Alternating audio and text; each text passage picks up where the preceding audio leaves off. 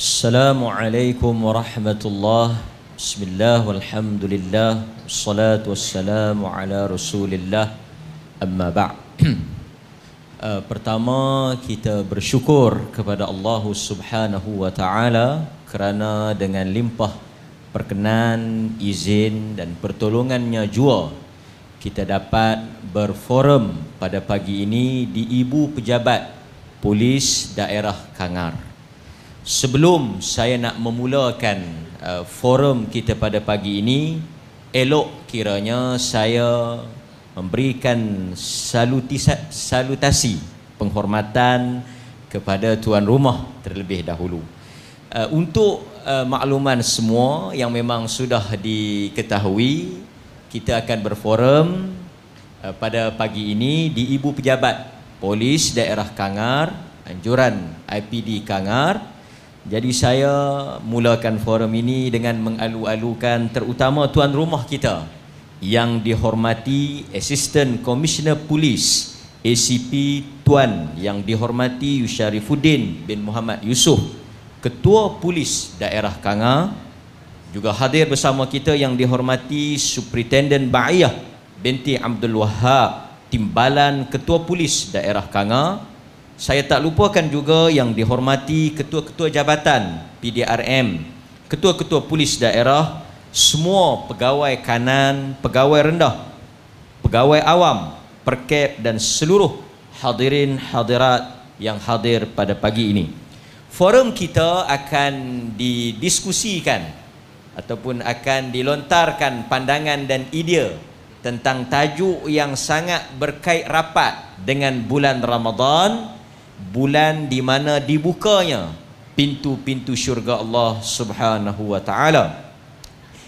Di sebelah kiri saya, tak asing lagi di negeri Perlis, juga di Malaysia amnya dan di seluruh pelusuk dunia ini, kan? Yang berbahagia sahibus samahah Datuk Arif Perkasa Profesor Dr. Muhammad Asri bin Zainul Abidin, Mufti Perlis, atau lebih dikenali dengan Dr. Mazhar. Jadi tuan-tuan bolehlah bersoal jawab selepas ini. Tadi sebelum forum pun Datuk dah pesan kepada saya, entah jangan tanya banyak, bagi polis tanya. Kan? Selalunya kalau polis tanya ni ada dua lah kan. Satu polis tanya boleh balik, satu kalau polis tanya tak boleh balik. Okey. Yang di sebelah kiri lagi tu tak asing juga, jejaka tampan manis. Ini saya kena jagalah kan. Al-Fadhil Ustaz Muhammad Nazim bin Muhammad Nur. Saya nak disclaimer awal-awal. Yang heboh dulu ni Syekh Nazim, yang tu lain. Yang ni Ustaz Muhammad Nazim, orang yang berbeza kan. Jadi tuan-tuan polis tengok, ni bukan tarikat tu kata, tak, ini yang lain. Ustaz Muhammad Nazim bin Muhammad Nur, Ketua Pegawai Eksekutif Majlis Agama Islam dan Adat Istiadat Melayu Perlis, MAIPS. Saya ingat tuan-tuan semua maklum kan, MAIPS di negeri Perlis. Baik, tanpa melengahkan masa, program kita hari ini adalah program 2 dalam 1, iaitu sempena sambutan Hari Polis peringkat negara, peringkat negeri yang disambut kali yang ke-216. Dan juga kita mengambil peluang ini hari yang terakhir. Tapi belum tentulah juga kan. Petang ni baru nak pergi tengok anak bulan, kan? InsyaAllah sempena dengan sambutan ambang Ramadan. Jadi 2 dalam 1. Jadi tuan-tuan mungkin boleh mengajukan soalan-soalan sama ada yang berkaitan dengan bidang tugas tuan-tuan ataupun yang berkaitan dengan bulan Ramadan. Jadi saya nak mulakan forum ini, nak meringkaskan waktu dan masa yang ada untuk saya teruskan kepada soalan yang pertama. Mungkin kita boleh selang-serilah, saya ajukan soalan, kemudian kita bagi peluang kepada tuan-tuan untuk bertanya, kan? Baik. Untuk soalan saya yang pertama, saya ajukan kepada Al-Fadhil Ustaz Muhammad Nazim bin Muhammad Nur. Soalannya, oleh kerana tajuk kita adalah tajuk yang berkaitan dengan syurga. Antara fakta yang menarik yang didedahkan oleh Nabi SAW kepada kita, apabila baginda melihat ke dalam syurga, perkara yang mengejutkan atau perkara yang menarik yang dilihat oleh Nabi, ramai penghuninya ataupun ramai ahli-ahli syurga itu daripada kalangan orang-orang miskin, minal fuqara, daripada orang-orang munad du'afa, daripada orang-orang yang lemah. Jadi mungkin kita boleh minta penjelasan daripada Al-Fadhil Ustaz, apa maksud orang ramai yang berada di dalam syurga itu daripada kalangan orang miskin? Seolah-olah ada satu negatif pada orang kaya, dan bagaimana peluang untuk kita masuk syurga? Adakah berdasarkan kuota atau ia terbuka luas untuk sesiapa sahaja meraih syurga Allah? Jadi saya bagi ruang yang pertama kepada Al-Fadhil Ustaz Nazim untuk menjawab soalan ini. Dipersilakan. Bismillahirrahmanirrahim. Alhamdulillahirabbil alamin, wassalatu wassalamu ala rasulihil amin wa ala alihi wa sahbihi ajma'in. Thumma amma ba'd. Assalamualaikum warahmatullahi wabarakatuh. Al-Fadhil moderator Ustaz Muhammad Rizal. Ustaz Muhammad Rizal ni dia petah tak kering gusi kita kalau dia betul-betul ceramah ni. Patut padan dengan dia. Kan untuk semak jadi panel ni padan dengan dia.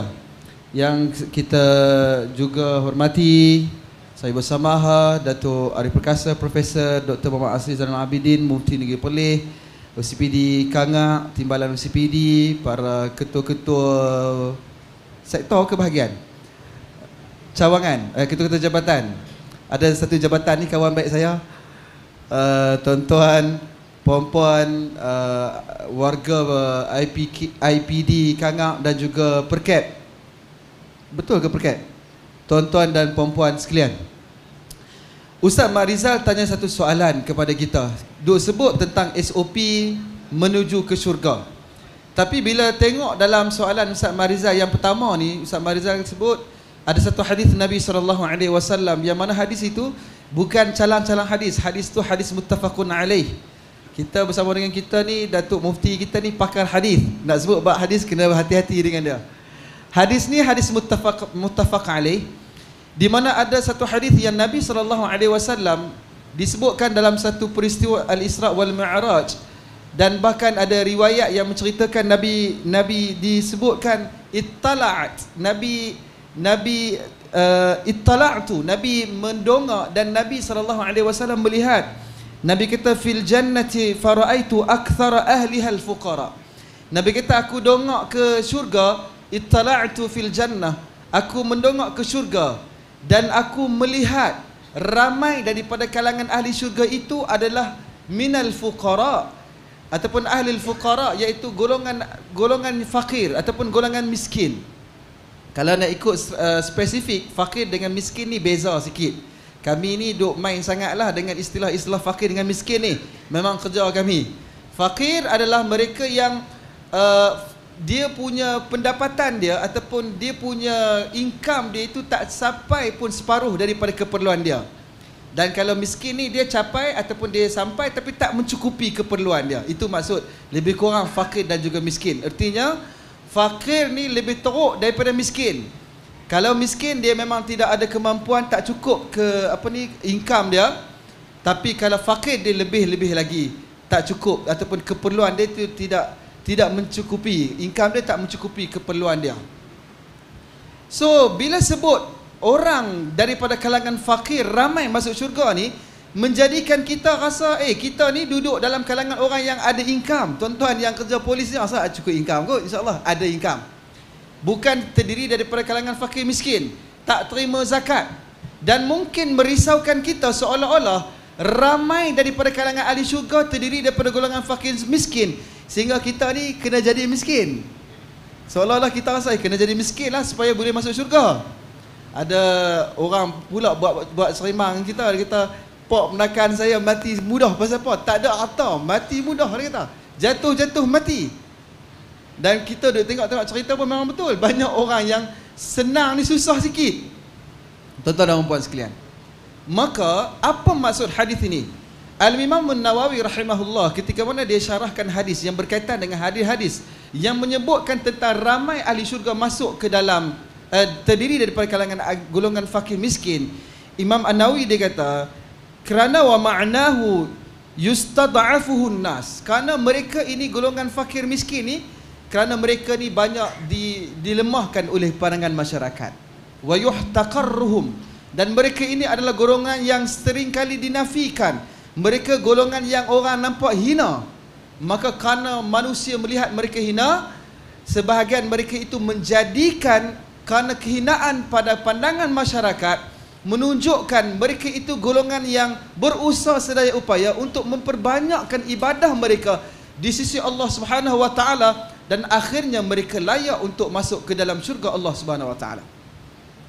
Walau bagaimanapun tuan-tuan sekalian, sebagian para ulama lain sebut hadis ini menggambarkan kepada kita ramai daripada kalangan ahli syurga terdiri daripada kalangan orang-orang yang fakir miskin, kerana mereka itu berusaha untuk menambahkan keteguhan amal ibadahnya, persiapan diri mereka untuk masuk ke dalam syurga Allah. Dan sebagian mengatakan kenapa? Yukhbirun Nabi sallallahu alaihi wasallam, kenapa? Wadzalika li'anna al-fuqara laisa 'indahum ma yutghihim, kerana tak banyak benda-benda yang menjadikan mereka ini lalai daripada melaksanakan amal ibadah mereka di sisi Allah Subhanahu wa taala. Walau bagaimanapun banyak hadis-hadis Nabi sallallahu alaihi wasallam yang Nabi sebutkan kelebihan orang-orang yang kaya. Sebagai contoh hadis yang menyebutkan tentang ghaniyus syakir, golongan kaya yang sentiasa bersyukur kepada Allah Subhanahu wa taala. Macam abang-abang polis kita dengan isteri-isteri polis kita ni, yang kalaupun kaya banyak bersyukur kepada Allah Subhanahu wa taala, memperbanyakkan amal ibadahnya di sisi Allah Azza wa Jalla, dan akhirnya melayakkan mereka masuk ke dalam syurga Allah Subhanahu wa taala. Ada hadis Nabi yang Nabi sebutkan, Nabi kata ramai orang-orang yang menjadi orang kaya ni, mereka ni boleh masuk dalam syurga, sehingga para sahabat Nabi dia kata kami ni daripada orang-orang miskin, zahaba ahlud duthur bil ujur, orang kaya dia ambil dah segala pahala-pahala, sebab kami tak kaya, kami tak mampu untuk dapatkan pahala kerana kami tidak mempunyai banyak harta. Maka mereka kata, ya Rasulullah, dah habis dah segala pahala-pahala ni diambil oleh orang-orang kaya, kami tak ada harta, kami semayang mereka salat, kami semayang mereka semayang, kami berpuasa mereka juga berpuasa, tapi mereka mempunyai harta dan mereka menyedekahkan harta mereka. Tuan-tuan dan puan sekalian, maka baginda Nabi sallallahu alaihi wasallam bagi tahu, tak apa, walaupun mereka telah melakukan ibadah dengan seperti mana kamu melakukan ibadah, mereka berpuasa seperti mana kamu puasa, salat seperti mana kamu salat, tetapi mereka bersedekah, kamu tak boleh bagi sedekah. Nabi sallallahu alaihi wasallam suruh mereka itu menyebutkan dengan zikir dan sebagainya. Ada hadis Nabi sallallahu alaihi wasallam yang Nabi sebutkan, Nabi nyatakan tentang kelebihan orang-orang yang kaya, iaitu Nabi sebutkan, janganlah kamu, tidak ada la hasada illa fi ithnatain, tak ada hasad dengki ataupun tidak ada dengki melainkan dalam dua keadaan. Satu, orang yang banyak ilmu, dengan ilmu dia macam Datuk Mufti kita ni, ilmu banyak, pergi mana-mana pun menyampaikan dengan ilmu. Kita kena jadi orang macam tu, dapat ilmu, sampai ke ilmu, tidak ada hasad dengki. Sebab apa? Mereka ini melakukan dengan kebaikan. Yang kedua, golongan yang mana mereka itu ada harta dan mereka menyedekahkan harta mereka, menginfakkan harta mereka, maka golongan itu adalah golongan yang mendapatkan kebaikan di sisi Allah Subhanahu wa taala. Macam Datuk Mufti, dia ada dua-dua sekali, ilmu pun ada, kaya pun ada, kan? Jadi ini kelebihan. Tak semua orang dapat macam tu. Ada orang mungkin dia kaya tapi tidak ada ilmu. Ada orang yang mungkin ada ilmu tapi kurang kaya, tapi kedua-dua depa ni dua-dua ada lah. Ustaz Barizal pun semakin kaya dah nampak sekarang. So tuan-tuan dan puan sekalian, kita berusahalah sedaya upaya, sama ada kaya ataupun miskin, kita berusaha untuk menambahkan amal ibadah kita di sisi Allah Subhanahu wa taala, supaya kita boleh mendapat peluang untuk masuk ke dalam syurga Allah Subhanahu wa taala. Kenapa? Kerana kaya ataupun miskin peluangnya sama di sisi Allah Subhanahu wa taala. Allah sebut, wasari'u ila maghfiratin min rabbikum wa jannatin 'arduha as-samawati wal ard. Allah kata, bersegeralah kamu kepada syurga Allah yang luasnya terbentang langit dan bumi. Syurga ni dia punya kuota, dia tak sebut kepada kuota 10 yang terawal. ataupun 1000 yang tak awal boleh masuk syurga. Tak. Dia habaq masuk syurga, bersegera kepada syurga yang mana luas dia terbentang antara langit dan bumi. Luas syurga ni terbentang langit bumi. Langit dengan bumi ni luas ni, banyak mana luas dia. Baru ni saya dengan Datuk Mufti, saya tolong bawa beg dia lah. Kami pergi ke satu universiti di Indonesia, di Yogyakarta, Universiti Ahmad Dahlan, Datuk. Universiti Ahmad Dahlan. Kami dibawa naik ke satu bangunan. Di atas bangunan depa ni, tingkat yang ke-7, ada satu tempat untuk buat cerapan bintang. Cerapan bintang. Dia habaq dekat saya. Dia tanya kat kami, dia kata, tahu tak cahaya yang matahari yang kita tengok sekarang ni adalah cahaya yang bila? Ni cahaya yang kita duk tengok sekarang, cahaya matahari sekarang ni. Tuan-tuan nampak tak cahaya matahari? Tak nampak pun kira nampak lah, kan? Cahaya matahari yang sedang kita lihat sekarang ni sebenarnya 8 minit tadi. Bukan sekarang. Cahaya matahari yang kita sedang tengok sekarang ni adalah cahaya 8 minit tadi. 8 minit tadi. Maksudnya jauh. Dalam banyak-banyak kelajuan cahaya ni paling cepat sekali. Tu pun kita dengan matahari, baru dekat dengan matahari. 8 minit perjalanan cahaya matahari tersebut. Punya jauh kita dengan matahari. Tu tak kira dengan planet-planet lain lagi tu. Tak kira lagi dengan apa? Dengan kita punya sistem solar yang lain. Ta'ajub dan maha pencipta Allah Subhanahu Wa Taala. Punya luasnya apa? Syurga yang Allah Subhanahu Wa Taala sediakan kepada kita. Jadi tuan-tuan dan puan sekalian, kita usahlah sedaya upaya untuk melayakkan kita masuk ke dalam syurga Allah Subhanahu Wa Taala, yang mana Nabi menyebutkan tentang golongan yang menjadi kalau mereka itu menerima in asabat darra, kalau dia menerima dengan ujian musibah, sabara fakana khairan lahu, kerana dia menerima ujian kemiskinan, mungkin dia sabar, dia berusaha untuk menambahkan keteguhan iman dia kepada Allah Subhanahu Wa Taala, maka dia menjadi kebaikan untuk dirinya. Ramai juga daripada kalangan golongan fakir miskin, kalau tak kena gaya, dia tidak mampu untuk masuk dalam syurga. Apatah lagi apabila dia tidak memperteguhkan amal ibadahnya di sisi Allah SWT. Bahkan ada pepatah Arab sebut, kadal faqr ay yakuna kafura. Kefakiran itu boleh membawa kepada kekufuran. Dua, Nabi sebut dalam hadis yang sama, Nabi kata, in asabathu sarra'u syakara fakana khairan lahu. Kalau Allah bagi dia kemudahan dalam hidup dia, bagi harta, bagi gaji. Ni tuan-tuan gaji dah? Belum lagi. Kami perlih gaji dah. Oh, tuan-tuan besok kami perlih gaji awal. Minta maaf. Kerajaan negeri gaji awal sikit, 1 hari awal. Ustaz Marizal hari-hari gaji. Tanya dia, macam mana dia dapat gaji hari-hari? Tuan-tuan dan puan sekalian, kalau Allah bagi dia kemudahan, dia syukur, syakara, fakana khairan lahu. Kerana syukurnya itu maka menjadi kebaikan untuk dirinya. InsyaAllah kita cubalah sedaya upaya untuk menambahkan amalan ibadah. Tak semestinya yang bercakap ni bagus dari sudut amalannya. Mungkin tuan-tuan dan puan sekalian di belakang sana lebih bagus amalannya, lebih insaf, lebih lagi melaksanakan amal ketaatan nak banding dengan kami. Kadang-kadang duk sibuk, suruh orang sibuk melakukan dengan amalan, dengan ibadah, kita sendiri tertinggal. Jadi kita sama-sama lah berusaha untuk menambahkan amalan kita, apatah lagi nak datangnya bulan Ramadan Mubarak, insya-Allah taala. Wassallallahu ala Muhammadin wa ala alihi wasallam. Walhamdulillahirabbil alamin. Assalamualaikum warahmatullahi wabarakatuh. Alhamdulillah atas ulasan Al-Fadhil Ustaz Nazim. Yang tuan-tuan saya nak respon sikit lah kan, sebab kita forum ni julung-julung kali ni kita buat di sini, dan memang Tuan OCPD sangat mengalu-alukan. Dia sebut kata kita kena panggil Datuk Mufti Ustaz Nazim mai pejabat kita ni, kan. Alhamdulillah dapat direalisasikan.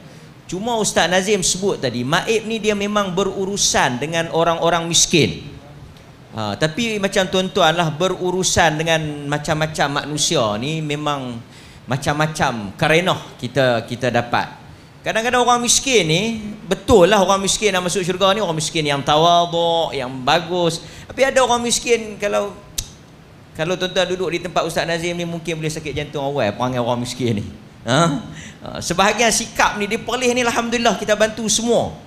Buat rumah, bagi, dia tak sapu sampah. Sampai kita yang pergi bagi bantuan, kita mai kita tolong sapu dulu sikit kan. bangkit sayuk. Lepas tu bila kita pergi bagi bantuan, isi borang tak lengkap, dia marah kat kita, dia yang isi tak lengkap. Macam-macam tuan-tuan.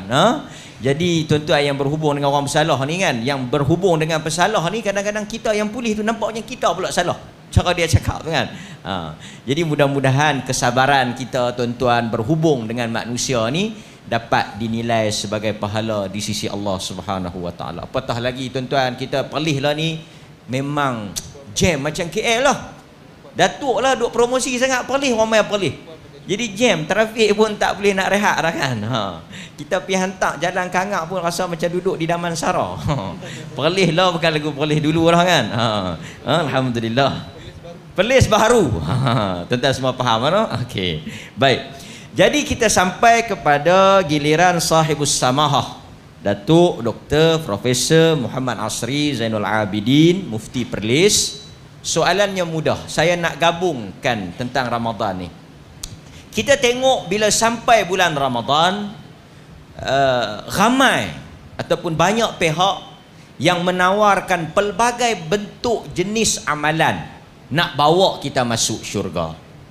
Kan? Dan kalau kita tengok dahulu Datuk banyak bercakap tentang tulisan Za'ba, perangai bergantung kepada amalan sendiri. Maksudnya kalau kita nak masuk syurga, kita kena buat amalan tu, tak boleh bergantung pada orang lain. Tapi kita tengok ada sebahagian orang agama yang dia, dan ini mungkin juga polis boleh siasat di bawah peruntukan scam. Boleh jatuh scam juga saya rasa. Yang melelong pahala. Dia kata bayar macam ni dapat pahala, bayar macam ni boleh masuk syurga, bayar macam ni dosa boleh ampun. Kan? Ini mungkin kita boleh kategorikan satu kesalahan. Sebab seolah-olah syurga itu boleh dibeli dengan harga yang murah. Jadi kita minta pencerahan daripada sahibus samahah, nilai syurga di sisi orang beriman. Wallahu ta'ala alam. Silakan Datuk. Assalamualaikum warahmatullahi wabarakatuh. Alhamdulillah wassalatu wassalamu ala Rasulillah wa ba'd. Yang saya kasihi Tuan Syarifuddin bin Muhammad Yusuf, Assistant Commissioner Police, yang saya kasihi juga Superintendent Bahiyah bin Abdul Wahab, Timbalan Ketua Polis Daerah Kangar, dan juga semualah kepimpinan polis yang ada, Ustaz Marizal, moderator, dan juga sahabat saya Ustaz Muhammad Nazim. Ustaz Nazim ni orang dah duit banyak, dia duit banyak.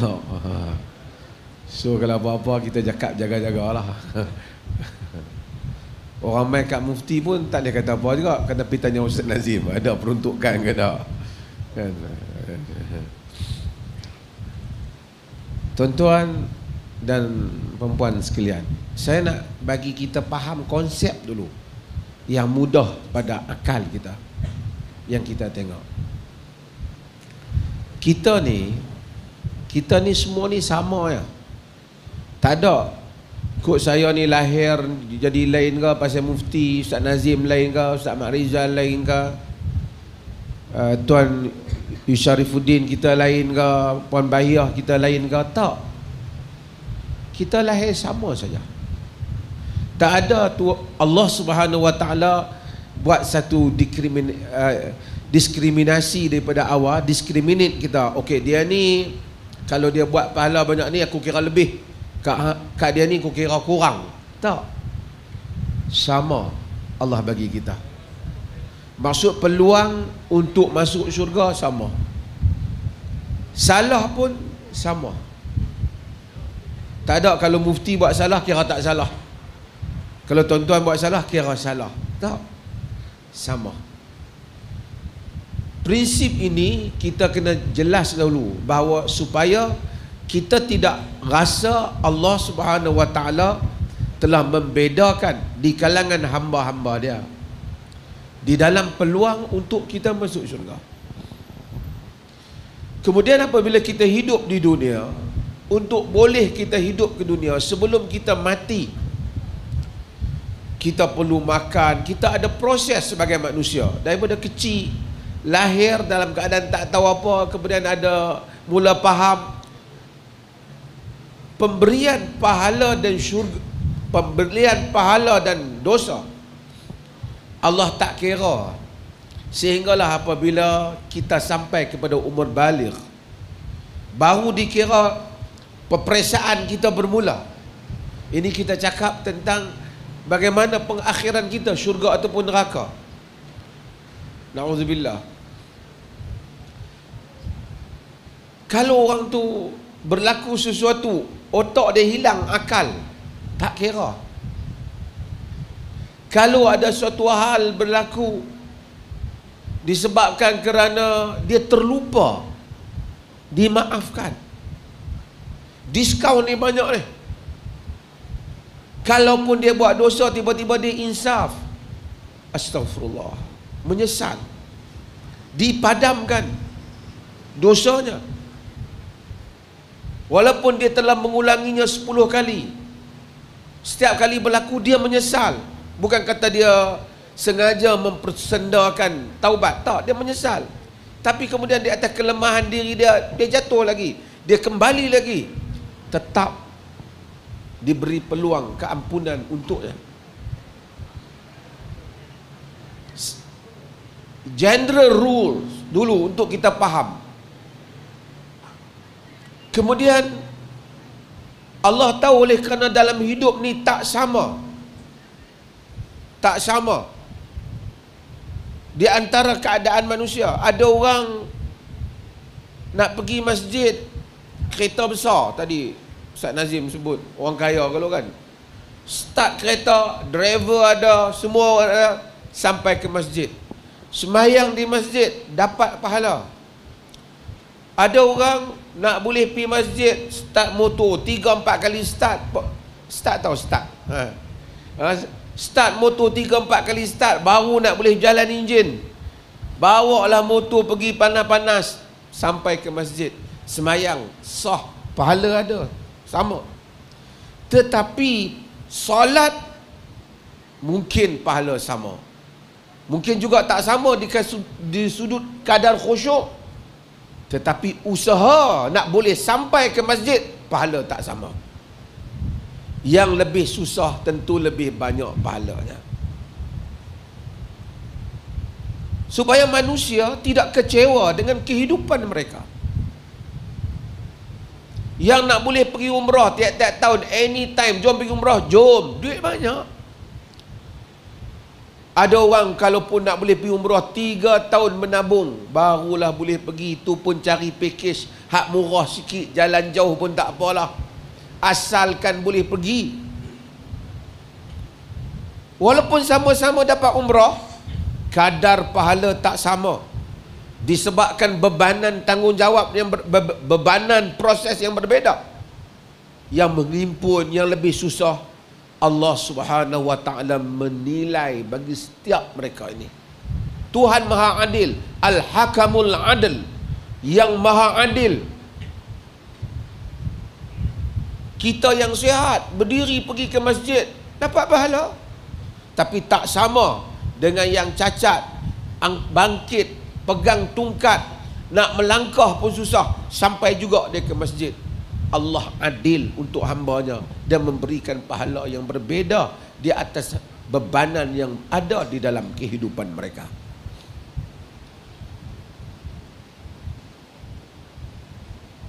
Sebab itu mungkin seorang yang menderma RM10 di sisi Allah hanya sama dengan seorang yang menderma 50 sen. Bukan kerana Allah tidak menghargai derma RM10, ataupun kita patah balik seorang yang menderma RM1, mungkin pahala dengan orang yang derma RM20 ataupun RM10. Kerana untuk dia boleh RM1 atau RM5 tu, setengah orang jatuh RM1, RM5 dia tak kutip dah. Tapi setengah orang RM1 tak cukup pun kira balik. Tadi dah 10, macam dah 9 pula ni.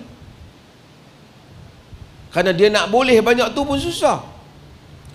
Kalau dia masukkan itu sebagai kebajikan yang diberikan kepada orang lain, tentu di sisi Allah lebih besar. Walaupun di sisi dia tak besar, di sisi manusia tak besar. Tuan-tuan hadirin dan hadirat, orang yang mendengar juga, yakinlah kita sedang di bawah Tuhan yang Maha Adil. Tidak ada satu pun hal ini yang terlepas di sisi Tuhan. Sebab itu mungkin saya yang tuan-tuan tengok di depan, na'udzubillah, nampak bergaya sebagai mufti, mungkin pahala tidak sebanyak mana dibandingkan yang sapu sampah di tepi jalan yang hadir untuk solat. Allah Maha Adil. Supaya kita tidak merasa, tak apalah, mereka tu orang agama senang masuk syurga, kita lah yang payah. Tidak ada hal yang seperti ini di dalam agama. Tidak ada. Menjadikan agama eksklusif untuk orang agama ialah pemikiran yang salah. Ini adalah pemikiran zaman kegelapan semasa Eropah. Church menguasai dan menzalimi manusia. Nabi datang untuk membawa manusia sama di sisi Allah. Yang membedakan, inna akramakum indallahi atqakum. Yang mulia di sisi kalangan kamu di sisi Allah ialah yang bertakwa. Sehingga keluarga Nabi juga tidak akan selamat jika tidak beramal dengan amalan saleh. Anak penjenayah besar mungkin masuk syurga. Anak alim besar mungkin masuk neraka. Anak Nabi Nuh masuk neraka. Isteri Fir'aun masuk syurga. Supaya kita jelas dalam hal ni. Perkara yang kedua ialah, sorry terpanjang sikit, saya nak bagi landasan itu jelas. Tuan-tuan duduk di dalam ni jabatan ni ataupun tugasan tuan-tuan sebagai anggota polis ataupun siapa-siapa sajalah sebagai apa-apa pekerjaan. Apabila kita masuk di dalam satu pekerjaan, jabatan, kerja kita, yang pertama apa kita kena buat? Boleh tak satu orang di tepi jalan dia tengok balai polis ataupun dia tengok pejabat polis ni, dia pun rasa seronok juga jadi polis ni. Dia pun pergi tanya, "Cik, jadi polis dapat gaji berapa?" Ada kena bos polis besar sikit bagi tahu gaji, banyak juga gaji polis ni. Contohnya. Dia pun buat keputusan pergi kedai baju situ, tempah satu baju polis, dia pakai baju polis. Bubuh 2-3 pangkat, dia pun jalan masuk balai. Kemudian dia pergi buat tugas-tugas polis. Saya nak tanya, sah ataupun tak perbuatan dia? Sah ataupun tak? Tak sah. Sebab apa? Yang pertama, dia kena jadi anggota polis yang sah dulu. Polis bukan soal pakaian. You kena jadi anggota polis yang sah. Di situ untuk saya fahamkan perbandingan, walaupun tak 100% nak fahamkan. Maka untuk amalan diterima, kena jadi Muslim dulu. Tak boleh sekadar orang puasa, kita puasa. Bolehlah dia nak untuk diri dia, nak bergaya baju polis. Bolehlah seorang-seorang dia ambil gambar. Tapi not recognized. Tidak diiktiraf. Tak disahkan penjawatan itu. Kedua, kalaupun disahkan jawatan, dia tengok, kita tengok, bos kita gaji banyak, dia buat kerja ni, dia pejabat. Kita pun buat kerja macam bos. Boleh tak? Tak boleh. Kita hendaklah buat kerja apa yang kita ditugaskan. Kita ubah cara operasi, standard operation yang ada, SOP yang ada. Sebab apa? Kita nak buat style kita. Sedang tak boleh. Ada peraturannya. Macam tu juga dalam agama, untuk kita faham. Walaupun kita mungkin niat betul, tapi kita kena follow format ibadat yang ada. Format itu Allah telah turunkan, you follow format ni. Maksudnya kalau you tak follow puasa, kita nak start puasa lepas masuk subuh, kita start puasa sampai pukul 12 tengah malam, kita tak makan lagi abang. Abang tahun ni nak dapat pahala lebih sikit, hampa makan dulu. Pukul 12 tengah malam baru abang makan. Dia tak dapat pahala tu. Bahkan dia berdosa, bid'ah. Dia mengada-gadakan cara ibadat yang baru. Kerana buka puasa itu apabila terbenamnya matahari. Dia tak boleh. Bila kita faham hal ni, sama juga. Kita tak boleh, kita tak ada kerja, kita claim gaji kerja yang tak disuruh kita buat. Tuan, hari tu saya OT. Pasal bagi OT? Saya tak suruh pun. You tak ada peruntukan untuk OT ni. Tapi saya OT jugalah. Saya duduk seorang-seorang tepi tu. Saya pakai baju polis. Saya tunggu tepi jalan. Saya buat operasi dengan kawan saya. Dia tak boleh nak claim. Pasal apa? Pasal kerja yang tak disuruh. Agama juga demikian. Mesti perkara hanya yang termasuk di dalam hal yang dia suruh. Jika tak, dia tak nama agama. Dia hanya setiap orang boleh buat sendiri. You can create your own religion, your own faith, your own belief. Tetapi because Islam ni tak datang melalui saya. Dia tak datang melalui Ustaz Mat Rizal. Dia tak datang melalui Ustaz Nazim. Untuk kita semua, the only messenger, the last prophet is our Prophet Muhammad sallallahu alaihi wasallam. The last one. Kita tak ada revelation, tak ada wahyu yang kita terima. So the only command yang boleh kita terima berhubung dengan agama ialah daripada Nabi kita Muhammad sallallahu alaihi wasallam. Supaya kita jelas hal ini, bila kita jelas landasan ini, then kita cakap tentang pahala dan syurga, pahala dan neraka.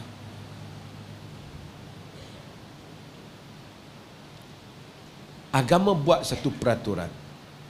Wa an laisa lil insan illa ma sa'a.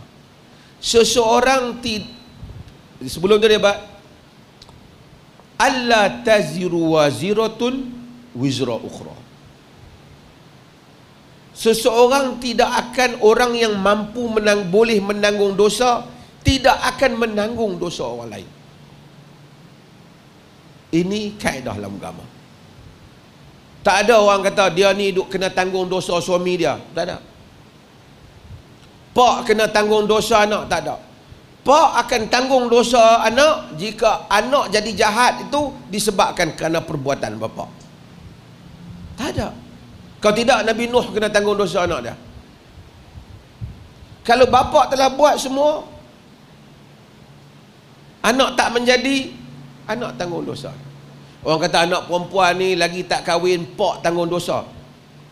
There no such thing in religion. Tak ada. Dia tanggung dosa dia. Bapa tanggung dosa bila bapa tak menyuruh dia kepada yang tanggungjawab bapa, supaya dia solat, melakukan, bapa biar. Bapa tanggung dosa kecuaian tanggungjawab dia. Dosa dia tanggung. Because nobody we carry burden of sins of another person. Kita tak tanggung dosa orang lain. Ini very clear dalam agama kita. Kemudian bukan saja kita tak tanggung dosa orang lain, Allah wa alaysa lil insani illa ma sa'a. Kita hanya dapat apa yang kita buat. So pahala yang kita dapat, yang kita buat. Then baru balik pada Ustaz Mat Rizal tanya tadi. Then para fuqaha ada bincang, scholars, boleh tak kalau satu orang sudah meninggal, saya meninggal, Ustaz Mat Rizal teringat, itu duk kawan lah dengan Datuk Mufti ni, kot dia kesian kat saya, dia doa kat saya.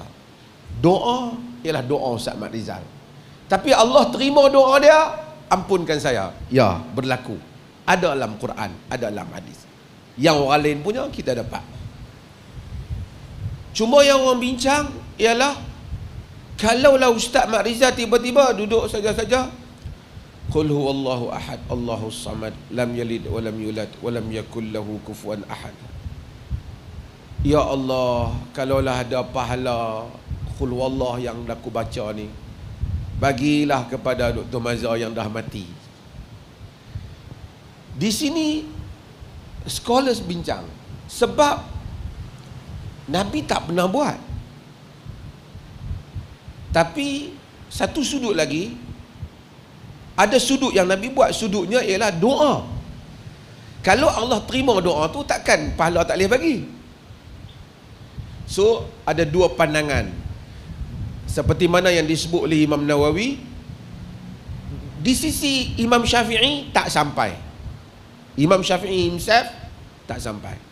Tapi mazhab lain, khususnya dalam mazhab Ahmad dan majoriti ulama, dia kata sampai kalau sekiranya Allah terima doa tu. Tapi kalau Ustaz Mak Rizal kata, tuan-tuan, kalau tuan-tuan nak bapak tuan-tuan dapat pahala, bagi duit kat saya seorang RM10, saya tolong hantar. Ni scammer ni kalau macam tu. So dia baca Quran untuk duit. Kalau dia baca Quran untuk duit, dia tak dapat pahala. Macam mana dia nak hantar pahala pergi? Pahala bukan satu benda pergi beli di kedai itu hantar pergi. Di sini yang disebut oleh Imam Tahawi, dengan syarat dia tidak diupah. Kalaupun nak terima yang second ni, yang pandangan yang kedua. Yang last, panjang pula saya. Ustaz Mak Rizal tunggu nak potong pun macam mana. Yang last ialah, kalau bukan pahala, benda-benda, mak kita meninggal, ayah kita meninggal, kita tengok ada orang miskin, kita teringat kat ayah kita, mak kita, kita ambil RM100, kita tolong orang miskin tu, kita bagi pada orang miskin tu, kita kata ambillah sedekah saya. Tapi kita kata, ya Allah, pahala ni yang aku bagi kat dia ni, berilah kepada ayah aku ataupun mak aku. Boleh ataupun tidak? Yang ini sepakat boleh, kerana ada hadis satu orang datang kepada Nabi SAW yang diriwayatkan oleh Imam Al-Bukhari, diriwayatkan juga oleh selainnya. Dia kata, ya Rasulullah, inna ummi uftulitat nafsuha wa azunnu law takallamat tasaddaqat. Wahai Rasulullah, ibuku telah meninggal, mengejutlah. Aku rasa kalau dia dapat bercakap, dia akan bersedekah. Afa atasaddaqa anha, dan sebagai walahal ajr, adakah boleh aku sedekah untuknya? Nabi kata, na'am tasaddaq anha, ya, kamu sedekah untuk dia. So boleh tak anak kalau dia buat masjid niat pahala bagi ke ayah? Boleh tak? Boleh. Yang tak boleh apa? Hamba bagi duit kat aku hantar pahala pergi kat ayah hamba. Yang ni scammer. Dan itulah yang berlaku, bubuh duit dalam online untuk buat pahala arwah. Dia seolah-olah dia ada kelang pahala, dia cetak di belakang dia, dia jual pahala tu. Dan ini berlaku banyak sebahagian golongan yang, sehingga ada orang kata, siapa nak buat apa-apa pahala kat ayah dia, mari kat ustaz tu. Ustaz kata, saya bagi zikir saya yang 10,000 pada ayah awak, bayar 5,000. Ada seketika.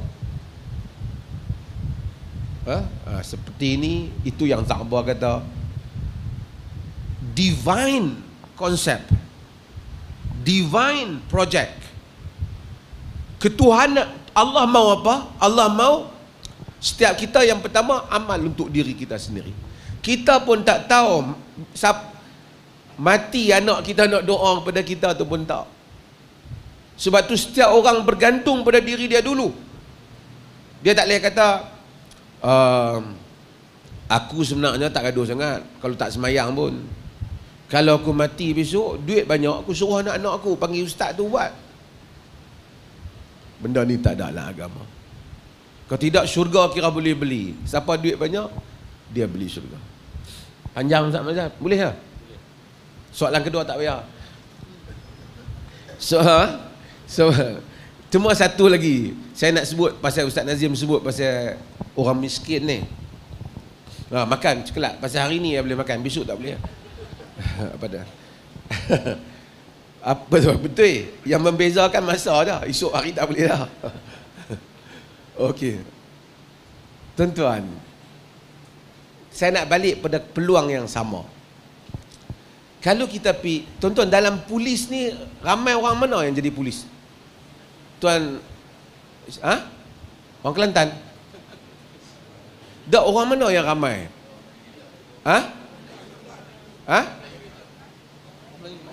Orang Melayu. Tak, kalau ambil negeri lah, negeri mana yang ramai? Campur? Sama. Kita ambil lah, kadang-kadang katalah satu pekerjaan tu ataupun mengaji agama ke mengaji apa pun tak usah kisah. Bila kita buat survey, tengok-tengok ramai orang negeri A umpamanya terlibat dengan pekerjaan tu. Kita tak boleh buat kesimpulan kerana mungkin dasar ni tak adil sehingga negeri A dapat ramai. Tak boleh. Betul tak? Mungkin ramai sebab mungkin penduduk negeri A tu ramai. Ataupun penduduk negeri A tu mungkin mereka itu mungkin mencari peluang pekerjaan dan itu peluang pekerjaan yang mudah untuk kerja tu dia dapat. Tuan-tuan faham maksud saya? Bila kita tengok Nabi tengok syurga, syurga ramai orang miskin. Miskin atas beberapa tafsiran. First, miskin maksud rendah diri, tawaduk. Satu maksud miskin. Yang kedua, miskin bermaksud, dah tadi Ustaz Nazim dah hurai dah, saya nak bagi lebak sikit lagi. Miskin maksud memang miskin lah. Saya nak tanya tuan-tuan, dalam dunia ni ramai orang kaya ke ramai orang miskin? Kaya? Tuan-tuan ni mesti duduk di Kuwait ni, ke Qatar. Senanglah, dalam polis ni hak gaji tinggi ramai ke hak gaji kurang ramai? Macam tu lah, bagi mudah faham. Kalau kita buat grup, katalah pertandingan apa-apa kan, ataupun yang hadir ceramah malam ni, hari ni, siang ni, ramai yang gaji besar hadir ke ramai yang gaji kurang hadir? Adakah kerana gaji besar ni malah hadir ataupun peluang untuk mereka hadir tak ada? Tak, tapi kerana jumlah tu. Faham tak? Supaya kita tak rasa syurga oleh kerana memang ramai orang miskin. Ramai orang miskin masuk syurga. Macam perempuan ada masuk neraka dalam hadis kata ramai. Pasal perempuan ramai. Orang ramai. Bukan kerana Islam encourage people to be miskin. No. Tapi that is reality. Nabi dalam hadis, Nabi kata ni'mal al-malu salih li'abdi salih. Dalam hadis yang diriwayatkan oleh Imam Ahmad. Sebaik-baik harta yang baik itu kepada hamba yang baik. Nabi Sulaiman kaya, Abu Bakar kaya, Abdul Rahman bin Auf kaya. Kan? Pasal saya takut sehingga orang kata aku ni jadi miskin bukan apa, takut tak masuk syurga. No. Ada hadis yang diriwayatkan oleh Imam Ahmad dalam Musnad yang menyatakan bahawasanya Abdul Rahman bin Auf dakhalal jannah habwan, masuk syurga merangkak sebab dia miskin. Tak sahih hadis tu. Ada jamaah tertentu kadang-kadang duk baca hadis tu. Dia kata tuan-tuan tengok Abdul Rahman bin Auf masuk syurga merangkak pasal harta banyak. Jangan harta banyak. Akhirnya susah. Maib je duk cari dah bagi bantuan. Sebab tu kadang-kadang ni bukan semua lah yang tak terlibat, jangan kecil hati. Kadang-kadang orang ni dah miskin, bukan semua lah, ramai yang bagus, dah lah miskin, pemalas tuan. Tuhan saja yang tahu. Macam Ustaz Marizan kata, pi tengok rumah mereka malas. Ustaz Nazim tahu, kita pergi kadang-kadang, bukan semua lah, pemalas. Nak belajar malas. Main masjid, Maib saya nak bagi duit ni, main masjid. Tak main, wakil kepada bini hari Jumaat. Bini tolong wakil sembahyang Jumaat. Tadi tu lah. Hak tolong wakil tu. Tanya suami mana? Dia tak main. Pasal apa tak main? Tak tahu kat dia.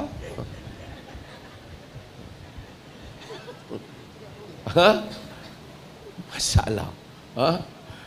Bukan miskin yang Nabi maksudkan demikian.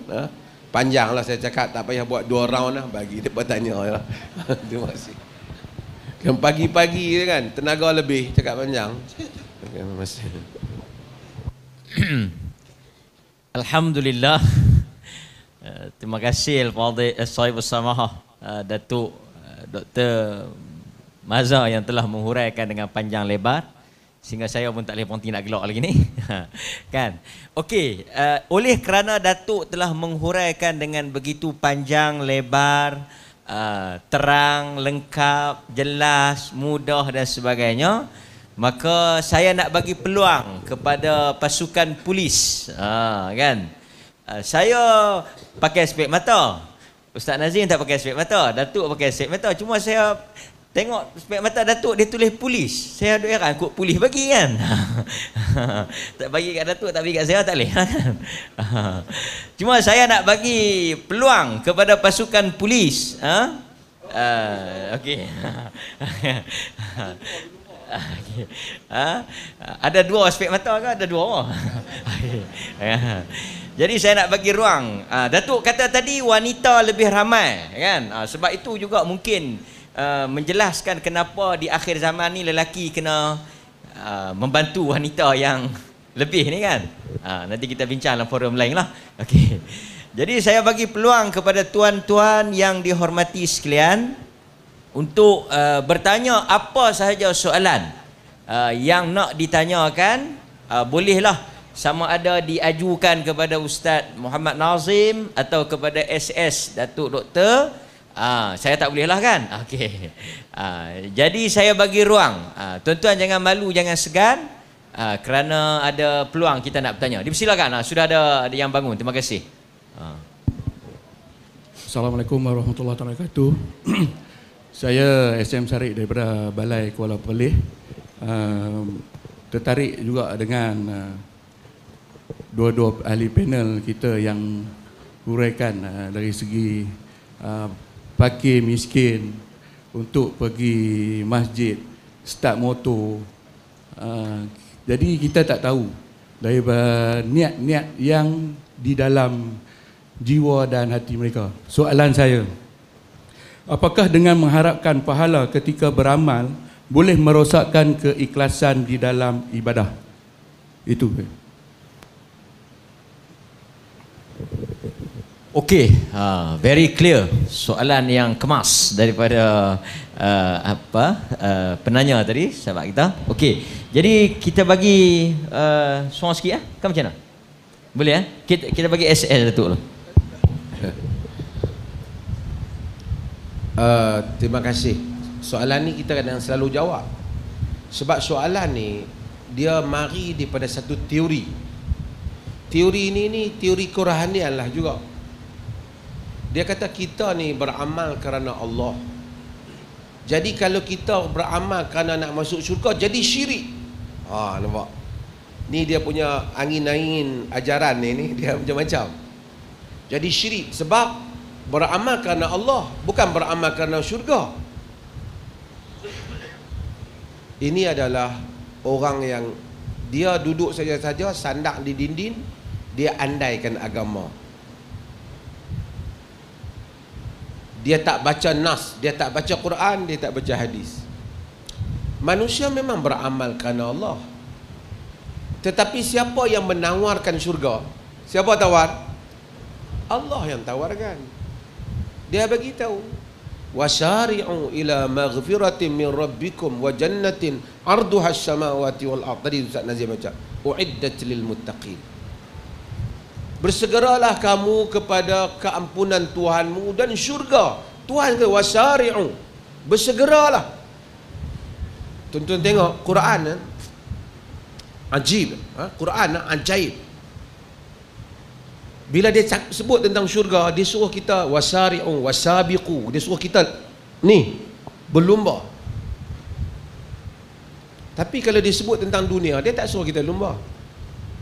Wallazi ja'alakumul arda dhalulan famshu fi manakibiha. Dia menjadikan kamu muka bumi ni mudah. Jalan atas muka bumi. Wa kulu min rizq, dan makanlah rezeki. Untuk dunia ni dia tahan jalan lah, dapat. Tapi untuk syurga, dia kata lari.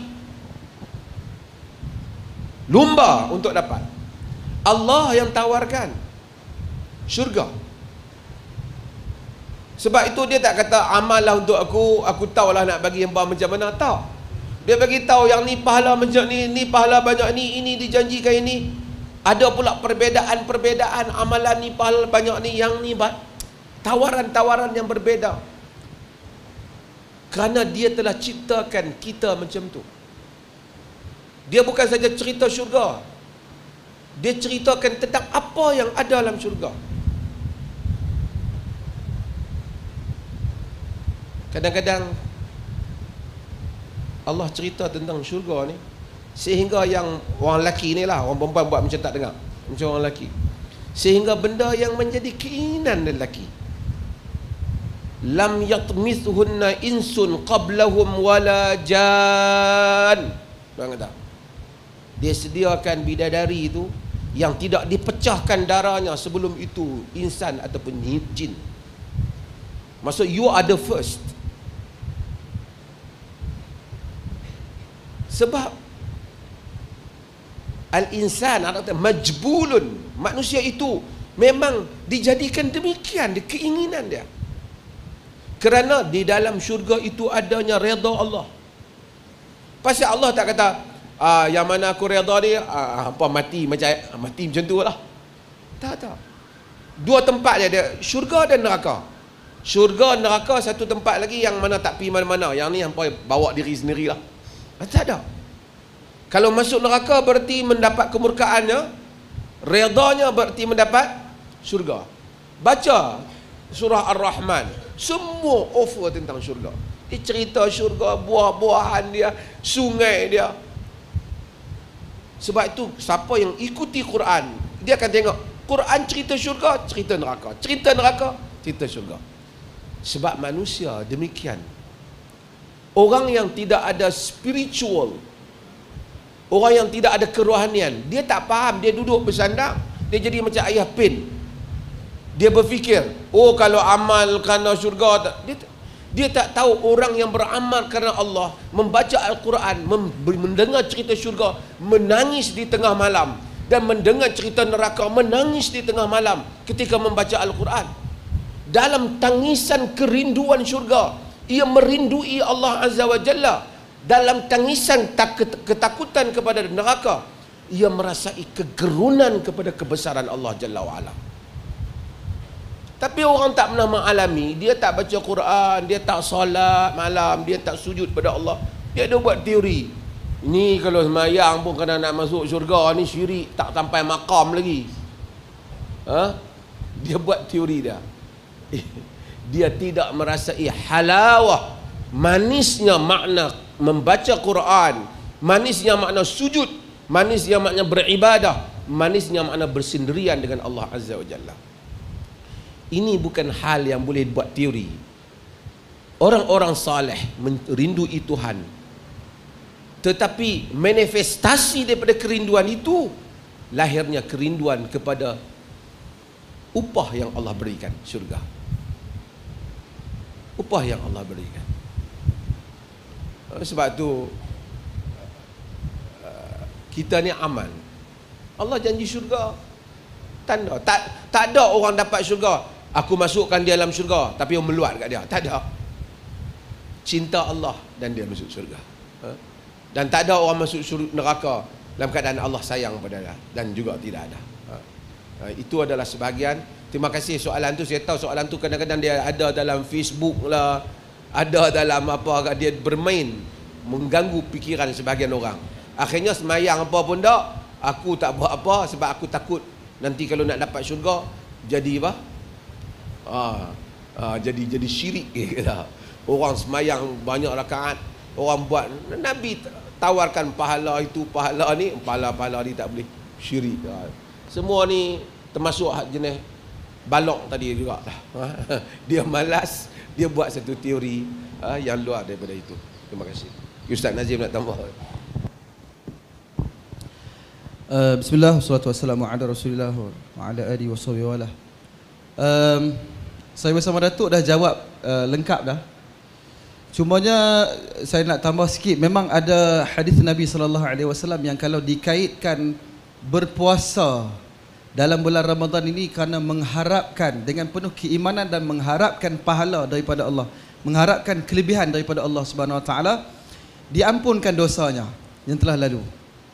Contohnya Nabi SAW sebut, man sama ramadana imanan wahtisaba ghufira lahu ma taqaddama min dhanbihi. Siapa yang kalau dia itu berpuasa pada bulan Ramadan dengan penuh keimanan dan pengharapan, iaitu mengharapkan kelebihan daripada Allah Subhanahu Wa Taala, maka diampunkan dosanya yang telah lalu. Artinya mengharapkan pahala di mana bolehlah, sebab dia dikirakan dengan dia berpuasa kerana nak mengharapkan kelebihan daripada Allah Subhanahu Wa Taala.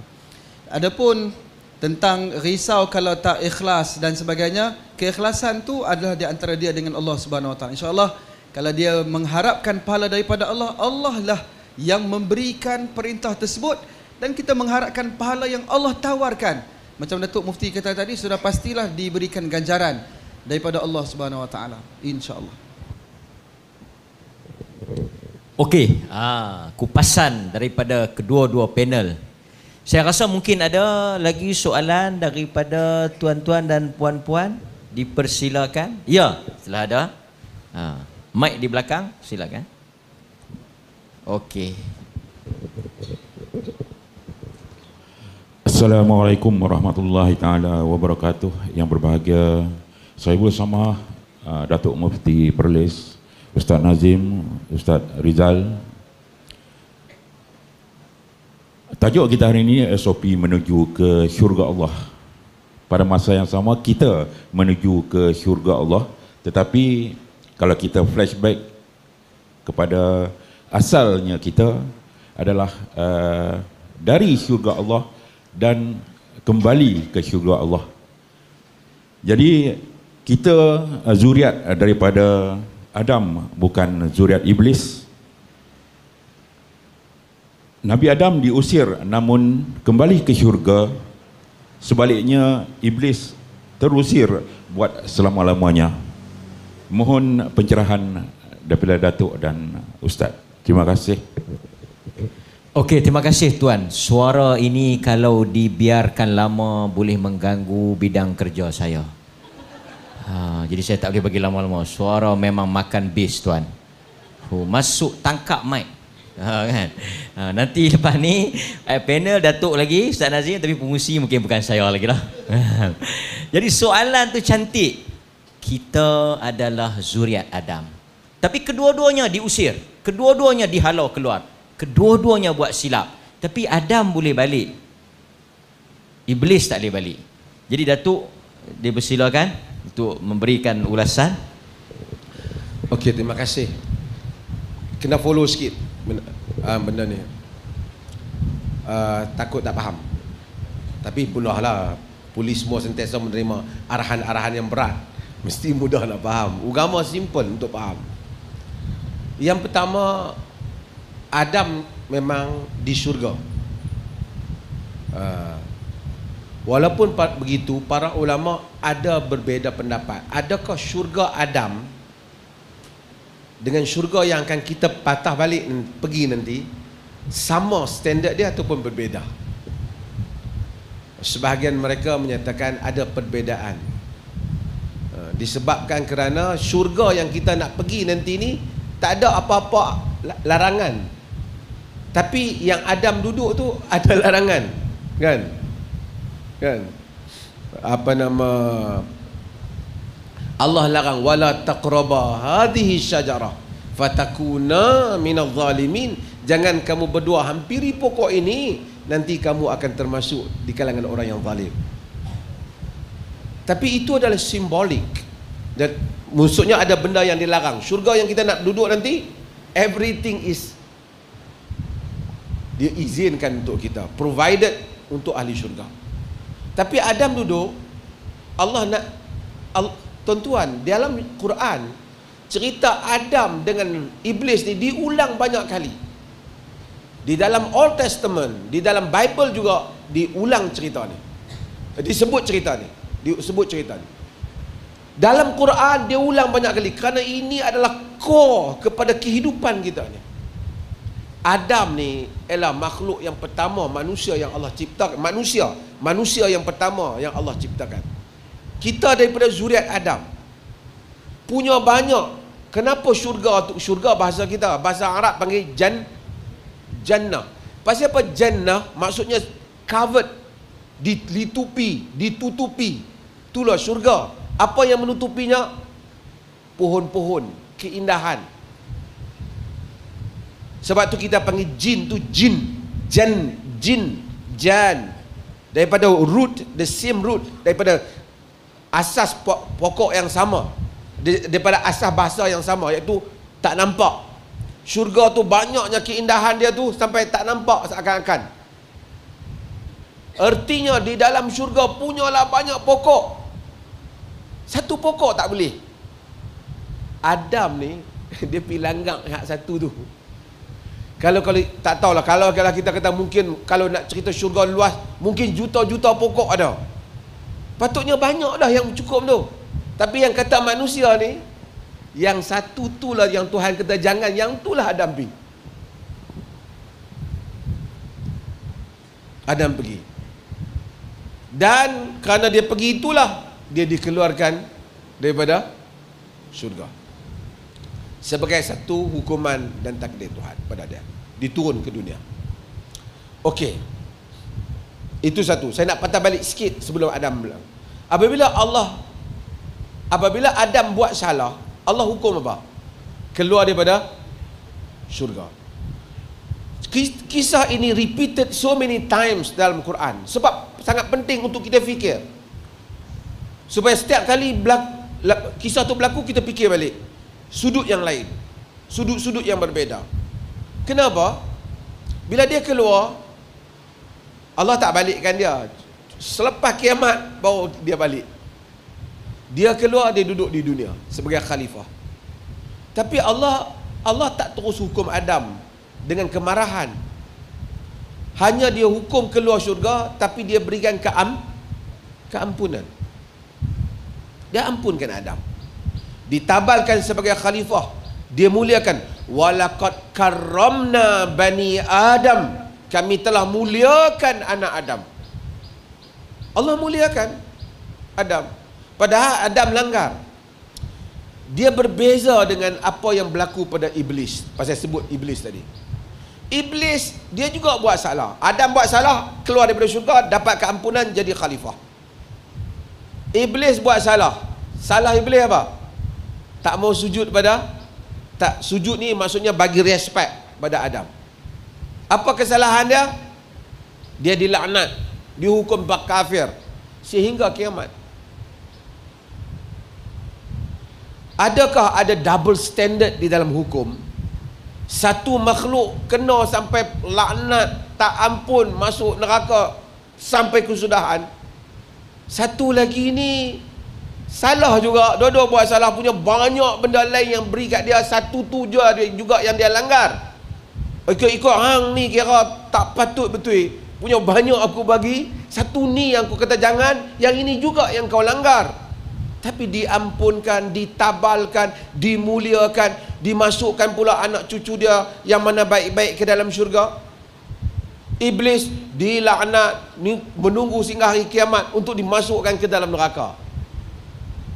Adakah ada double standard punishment? Tak. Kerana Allah nak bagi tahu bahawasanya kesalahan-kesalahan, tapi titik kesalahan itu berbeza. Kesalahan iblis bila salah, pasal apa tak sujud pada Adam? khalaqtani min nar wa khalaqtahu min tin. Aku api, dia tanah. Maksudnya tak standard lah. Satu peraturan yang tak patut aku pula nak kena sujud pada Adam. Pasal apa? Patut dia yang respect kat aku. Padahal nak arahan Allah. Allah tak aba wastakbara wa kana minal kafirin. Enggan dan takabur, termasuk di kalangan orang kafir. Enggan satu hal, takabur, dan dia di kalangan orang yang kafir. Tapi Adam bila dia kena, dia makan dan dia kena, dia tak kata ya Allah kalau dah tahu aku tak boleh makan, buat apa pergi cipta dalam syurga ni? Dia tak kata. Dia kata Rabbana zalamna anfusana wa illam taghfir lana wa tarhamna lanakunanna minal khasirin. Wahai Tuhan kami telah zalim diri kami. Kalau engkau tak kasihani kami, kalau engkau tak rahmati kami, nescaya kami termasuk di kalangan orang-orang yang rugi. Humbleness. Be humble before your God. Tunduk di hadapan Tuhan. Dengan itu iblis, sebab itu yang menyebabkan manusia menjadi kufur ialah kesombongan. Sebab tu dosa, semua kita buat dosa. Tak ada siapa. Saya buat dosa, semua manusia buat dosa. Bedanya, untungnya Allah tak dedah aja dosa kita. Yang tu je. Tapi bila kita buat dosa, anak Adam akan kata apa? Astaghfirullah. Minta ampun. Tapi kalau satu orang tak puasa, pasal apa tak puasa? Dia kata aku tu macam tu lah. Bila nak tobat tak tahu. Tengoklah, hang doa lah kat aku depan-depan ni aku puasa lah. Memang salah pada orang lain boleh puasa. Dia hukum apa? Fasik jahat. Fasik. Berdosa. Tapi dia kata, ni, hampa duk puasa-puasa lama ni hampa jadi kaya adakah? Dia menjadi kafir, keluar daripada agama. Yang tadi buat kesalahan, dia akui dia lemah. Yang ni dia buat kesalahan, dia challenge hukum tu, menjadi kafir. Sebab tu satu orang, kalau dia tak pergi haji, dia kata, pasal hang tak pergi haji? Itulah, duit banyak, duk cari dunia macam ni ya. Dia balik kelemahan pada diri dia. Sampai Zam angkat. Orang kaya macam tu lah. Sat-sat orang telefon, sat-sat orang telefon nak bagi duit. Ni potongan apa pula dapat tak tahu. Okey. Macam tu juga. Kalau dia tak pergi haji, pasal apa tak pergi haji? Itulah cari dunia. Hang doa lah kat aku, insya-Allah aku pergi lah. Tak pergi juga. Tapi kalau hampa duk pergi haji ni awak, hampa dapat untung apa? Hampa nak pergi tengok apa kat situ? Menjadi kafir. Murtad. Sebab tu orang tak buat sunnah Nabi, tak dapat pahala ataupun berdosa. Tapi kalau dia hina Nabi, dia menjadi kafir. Sebab tu pentingnya kisah iblis dan Adam yang diulang di dalam Al-Quran. Terima kasih. Bismillah, wassalatu wassalamu ala Rasulillah. Datuk dah sebutkan tadilah, kita anak keturunan Nabi Adam AS berasal daripada syurga. Dan Nabi Allah Adam AS telah diampunkan oleh Allah SWT kerana satu benda yang dia buat, kerana dia iktiraf dosanya dan dia memohon kepada Allah SWT. Allah sebutkan dalam Al-Quran, fatalaqqa Adamu min rabbih kalimatin, yakni kalimat. Nabi Adam AS telah memohon kepada Allah dengan kalimat, yakni kalimat taubat, pengiktirafan dia kepada dosanya, dan dia memohon taubat kepada Allah SWT, maka fataba alaih, maka Allah ampunkan dia. Sebab itu setiap orang yang melakukan dosa wajib untuk dia memohon taubat kepada Allah SWT.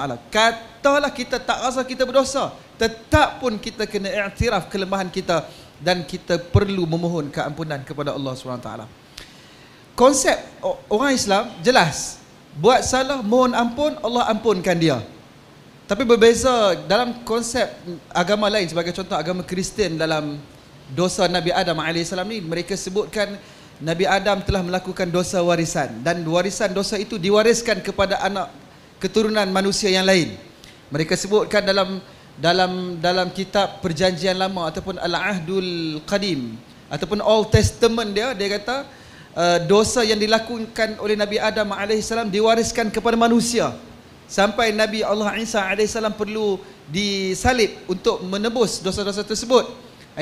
Itu merupakan satu konsep yang salah dan tak sama seperti mana konsep kita yang kita faham Nabi Allah Adam alaihissalam diampunkan dosa. Mereka faham original sin ataupun dosa warisan itu diwariskan dan perlu ada seorang nabi yang disalib ataupun perlu seorang nabi yang dikorbankan untuk menghapuskan dosa itu. Sedangkan Islam faham Allah telah ampunkan dosa Nabi Adam. Kenapa? Kerana dia telah memohon keampunan daripada Allah Subhanahu wa taala. Jadi tidak ada orang yang perlu berkorban dengan kematian dirinya bagi menebus kesalahan orang lain. Bahkan setiap orang perlu untuk bertanggungjawab di atas dosa yang dilakukan, iaitu dengan cara dia memohon keampunan, bertaubat kepada Allah Subhanahu wa taala. Taubat tadi Datuk Mufti dah sebut, dia wajib dan perlu untuk kita lakukan dan kita memang kena ulang-ulang memohon keampunan kepada Allah. Sebut istighfar. Nabi SAW pun sebut, inni la astaghfirullah. Aku ni, kata Nabi, memohon kepada Allah fi kulli yaumin, dalam setiap hari, 70 marrah, aksar min 70 marrah. Ada riwayat kata lebih banyak daripada 100 kali Nabi menyebutkan istighfar, memohon keampunan kepada Allah SWT. Kalau Nabi memohon keampunan 100 kali, kita ni banyak lagi lah kena mohon kepada Allah SWT. Kita kena mengikuti sunnah Nabi. Nabi sebut 70, Nabi sebut 100, menunjukkan Nabi berulang-ulang kali memohon keampunan daripada Allah SWT. Wallahu a'lam. Saya tambah sikit tu, saya terlupa soalan tadi ni. Habis saya tahu soalan dia patutnya bukan kita menuju ke syurga, kita kembali ke syurga lah. Saya tahu maksud tu. Takut terlepas tu. Betul lah. Di atas dasar Adam daripada syurga, kita macam kembali ke syurga lah. Kampung kita asal ialah syurga, kan? Itu adalah kampung kita asal. Cuma saya sebut tadi, syurga yang Allah janji untuk kita ni mungkin jauh lebih baik daripada yang bapak kita duduk pun syurga juga. Akan lebih hebat. Bagi setiap syurga itu ada tingkatan-tingkatan yang berbeza. Tak samalah syurga kita dengan syurga Nabi SAW. Bagi setiap perbezaan itu perbezaan yang terlalu dahsyat di antara kelebihan. Kerana manusia ni kita kan, sebahagian kita ni dia tak ada pengalaman tengok tempat yang hebat. Sebahagian kita ada pengalaman, mungkin tuan-tuan ketua-ketua ni mungkin. Hotel pun tak sama. Setengah orang dia pergi tidur hotel 3 star, hotel 5 star, dia tak sama. Kita ingat hotel lah kan, tak sama. Tu hotel manusia. Pergi bilik pun tak sama. Pergi tengok yang kat Dubai, kat Qatar tu, tak dibandingkan pun hak 5 star, 6 star ni. Tu yang satu bilik satu malam sampai 100,000. Kita apa hotel sampai 100,000? Kalau kita masuk, kita tahu memang padan. Itu dunia manusia buat perbezaan. Rumah pun tak sama, kan? Bayangkan perbezaan syurga antara hamba-hamba Allah ni. Bukan sekadar masuk syurga, dia pun masuk syurga. Tak sama antara syurga. Maka berusahalah kita semua supaya tingkatan syurga kita lebih tinggi dan lebih mulia di sisi Allah. Okey, betul macam Datuk katalah kan. Datuk kata tak sama. Kita bila tak masuk memang kita cakap macam tu. Dia kata aku boleh masuk syurga hok mana pun tak apa dah. Kalau hok bawah sekali pun tak apa dah. Saya ada pengalaman sikit lah, bawa orang pergi Mekah. Jadi dia ada macam-macam package lah. Ada duduk ekonomi, ada duduk bisnes. Macam Datuk duduk bisnes lah, saya ekonomi lah kan. Jadi yang bisnes ni, yang ekonomi ni, dia kata tak apalah ustaz, janji boleh sampai sudah lah. Duduk tak mana pun kapal terbang tu lah juga. Okey, tak tahulah kapal terbang yang saya naik ni, dia bisnes dulu, kursi bisnes dulu, lepas tu bawa kursi ekonomi. Jadi orang tua ni pun naik dia tengok kerusi bisnes tu sakan lah kan, duduk boleh belunjuk lah, ada TV apa semua ni, dia nak celapak piduk, tak nanti di belakang dia tersakan juga, dia tak apa kursi apa pun sampailah juga kan. Nampak. Jadi saya nak abang, bila kita tak masuk macam Datuk kata tadi, kita tak boleh imagine kan. Nanti bila kita masuk kita tahu. Mudah-mudahan kita masuk yang tinggi lah. Dan Nabi pun suruh kita minta yang tinggi, Firdaus kan. Dia tak kira pangkat lah. Masa tu semua masuk sama ya. Jadi sebelum saya nak bagi kepada kesimpulan, pasal saya tengok tentatif sampai pukul 11 baru depan jamu nasi. Jadi nalah ni kalau berhenti awal pakai tak jamu apa lah, yang ni je lah. Oleh kerana kita di dalam program polis kena patuh kan pada arahan ni. Jadi saya nak bagilah, kalau tuan-tuan ada nak tanya kan, ada nak tanya lagi. Saya nampak macam-macam baju, ada baju putih, baju merah kan. Ada yang wanita juga, nanti mereka bersuara, kami dinafikan hak. Jadi boleh nak tanya, dipersilakan. Mikrofon masih ada? Okey. Mungkin boleh pasal fiqh, pasal hukum puasa kan, juga boleh. Bolehkah kami yang trafik ni hangat tengah hari dahaga, boleh tak kami buka puasa? Mungkin mungkin boleh tanya. Saya bagi idea lah kan. Boleh tak kami sambil jaga jalan ni, panas ni kena tiap boleh. Mana tak Datuk kata boleh, untung kita. Contoh okey, saya bagi pada wanita ataupun lelaki boleh. Dipersilakan.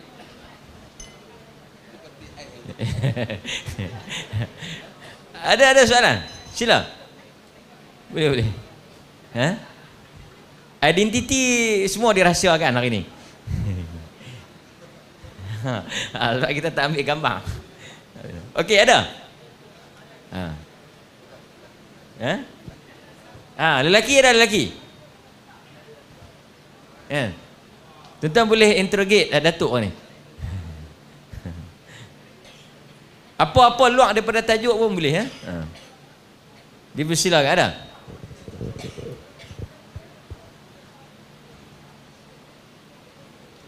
Ya.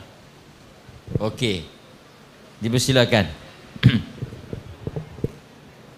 Assalamualaikum warahmatullahi taala wabarakatuh.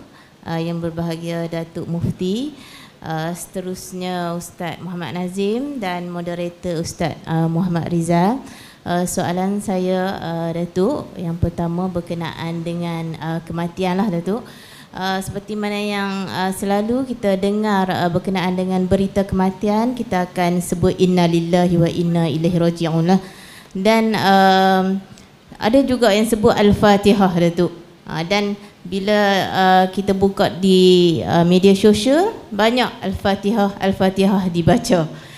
Jadi saya nak mohon penerangan daripada Datuk, apa yang diajarkan oleh Nabi SAW bila kita menerima sesuatu berita kematian. Itu soalan untuk Datuk. Dan soalan yang kedua untuk Al-Fadhil Ustaz Muhammad Nazim, berkenaan dengan puasa lah. Sekiranya kita diberi rukhsah lah juga oleh Allah SWT untuk berbuka puasa jika ada kemudaratan, dan sekiranya kita tidak dapat qada puasa dan kita akan dibayar fidyah. Jadi soalan saya, fidyah itu adakah kepada golongan tertentu, dan untuk cara pembayaran fidyah itu adakah kita boleh melalui maib ataupun kita boleh personal membayar kepada yang berkenaan? Wallahu alam. Terima kasih. Terima kasih. Asalnya tadi kita telah sebut tentang masalah ini. Tidak ada pada zaman Nabi satu praktis dari dalam apa-apa hadis sahih ke hadis tak sahih pun tak ada, apabila datang berita kematian maka Nabi kata Al-Fatihah. Tak ada. Yang ada ialah oleh kerana kematian adalah merupakan satu bencana ialah hadis Ummu Salamah, di mana dia Nabi mengajar supaya menyebut inna lillahi wa inna ilaihi raji'un. Ini selaras dengan ayat dalam Al-Quran itu, alladzina idza asabathum musibatun qalu inna lillahi wa inna ilaihi raji'un. Orang-orang yang apabila ditimpa musibah mereka menyatakan inna lillahi wa inna ilaihi raji'un. Inna lillahi wa inna ilaihi raji'un. Maksudnya kita daripada Allah dan kepada Allah kita kembali. Kita calm down, kita punya diri, kita ingat everybody akan berlaku benda yang sama, akan balik pada tempat itu. Cumanya dalam riwayat Ummu Salamah tu, oleh kerana itu adalah musibah pada dia, dia ingat apa yang Nabi kata, Allahumma ajurni fi musibati wa akhlif li khairan minha. Ya Allah, bagilah dengan berbagai sebagai wa akhlif li khairan, dengan berbagai-bagai riwayat. Ya Allah, bagilah kepada pahala di atas musibah yang menimpa aku dan gantikanlah yang lebih baik. Itulah yang kita dengar dalam hadis Ummu Salamah tu. Ummu Salamah tak terbayang siapa dia yang lebih better than Abu Salamah, suami dia. Dan akhirnya yang meminang dia ialah Rasulullah sallallahu alaihi wasallam, memang jauh lebih baik daripada suami dia.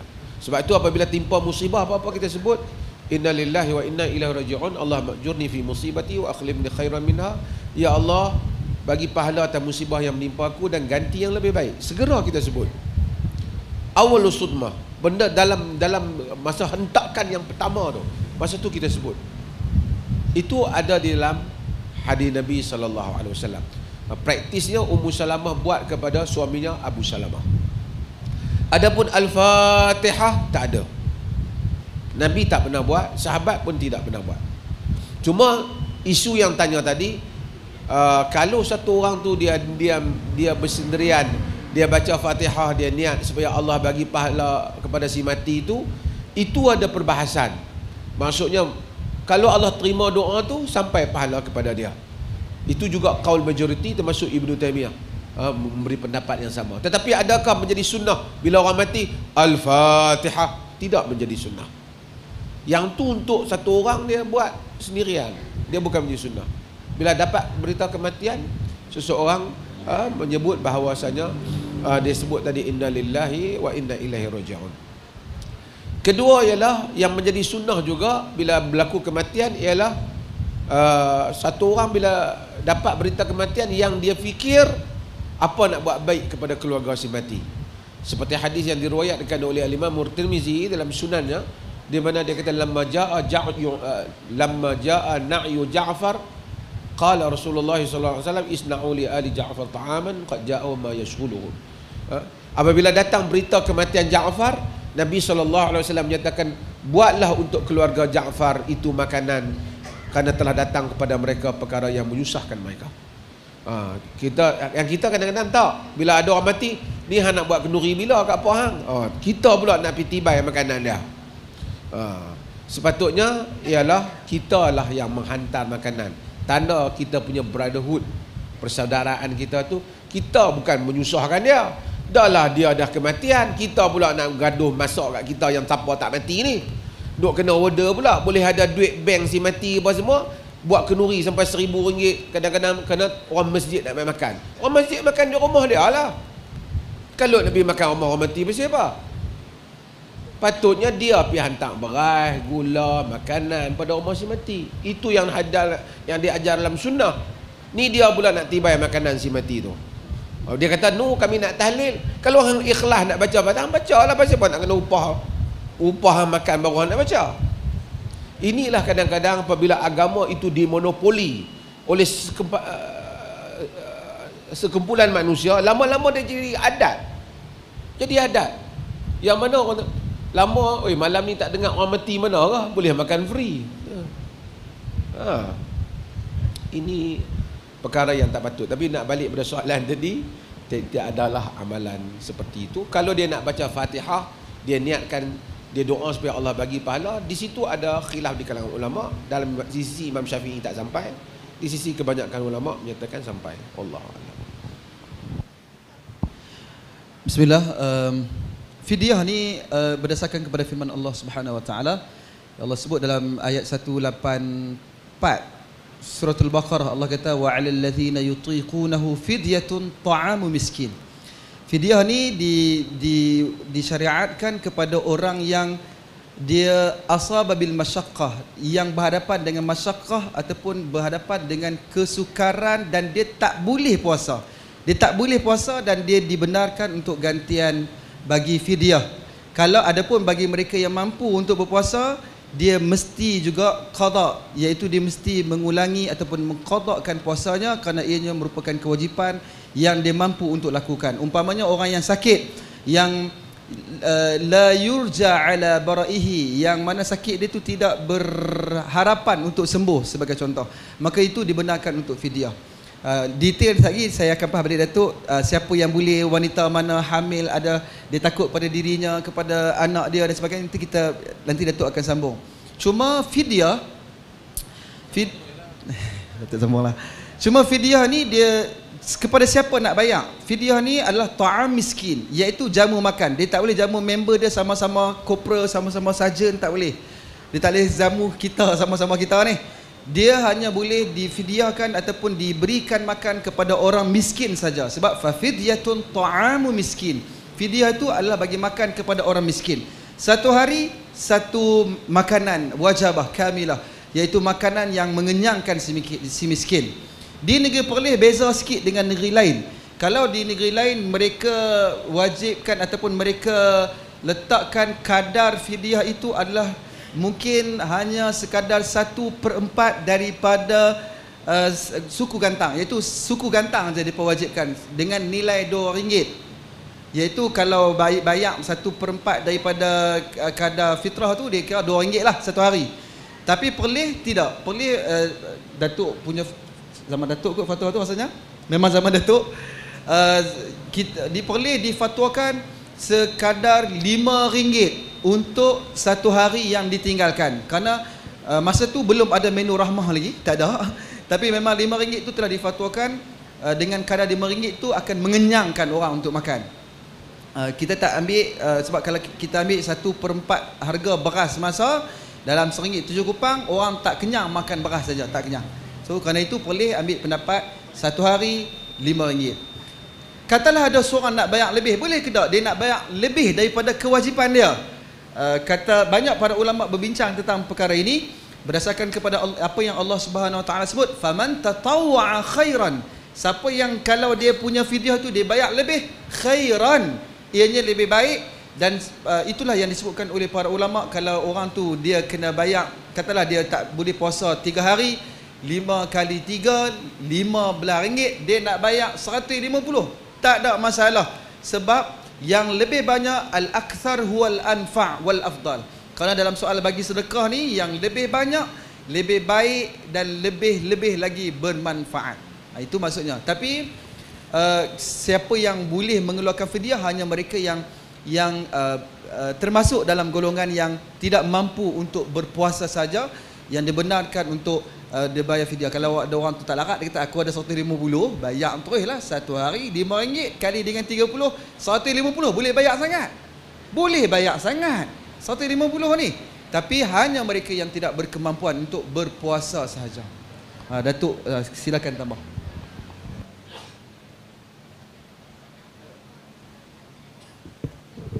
Okey, pusingan yang terakhir, jika masih ada soalan yang terpendam di hati, yang bermain di fikiran, yang berlegar-legar di minda, kalau nak tanya boleh tuan-tuan sebelum pintu tertutup.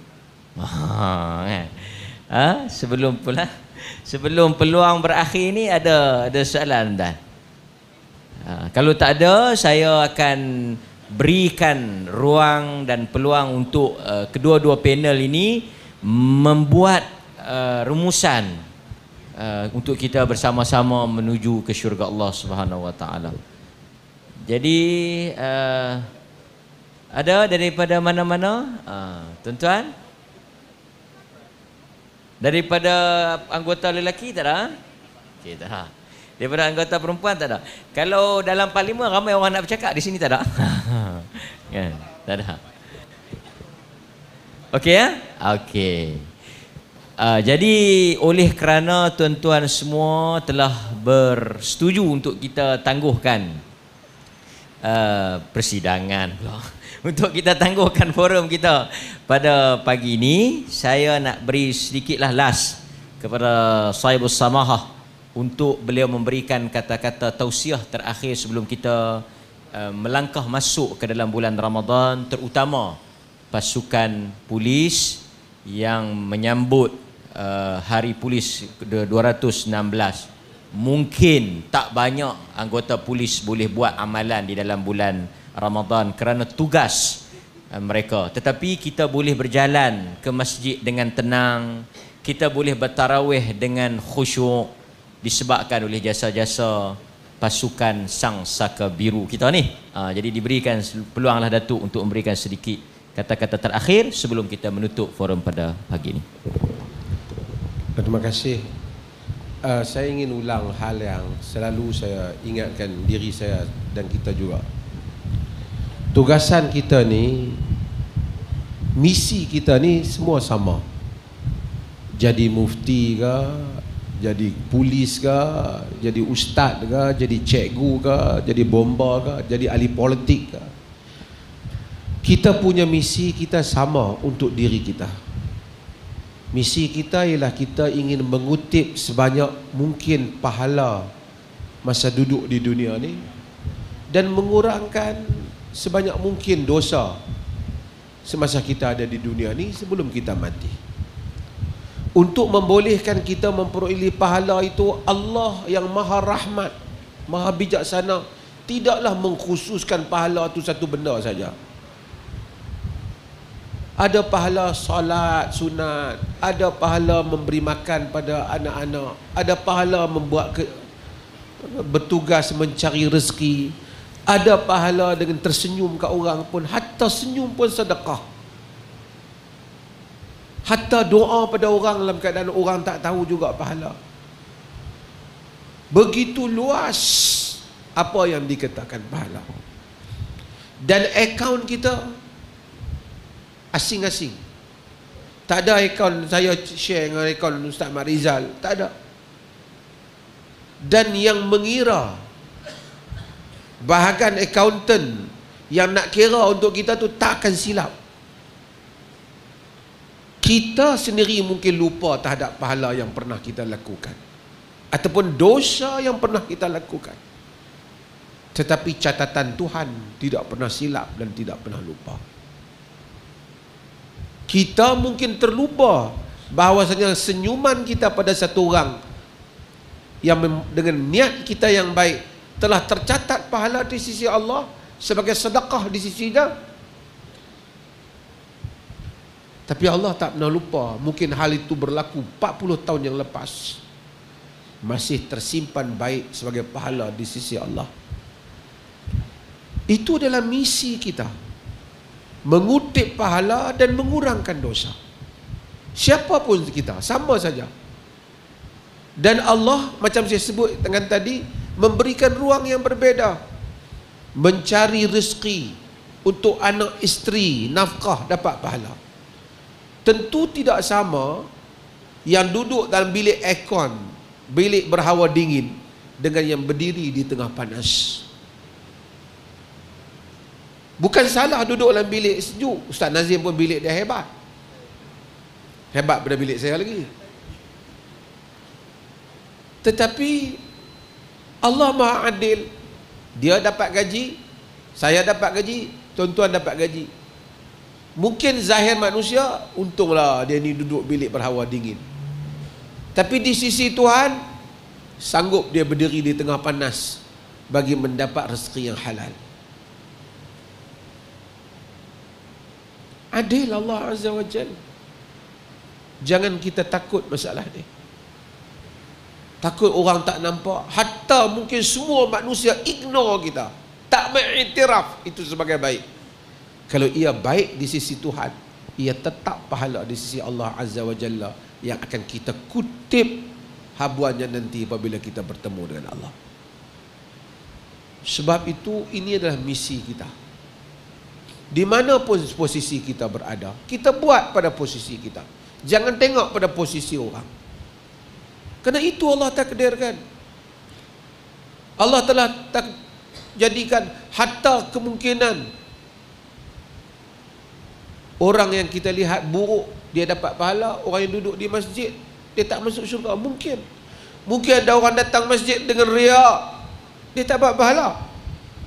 Tapi ada hadis pelacur yang bagi minum anjing diampunkan dosa.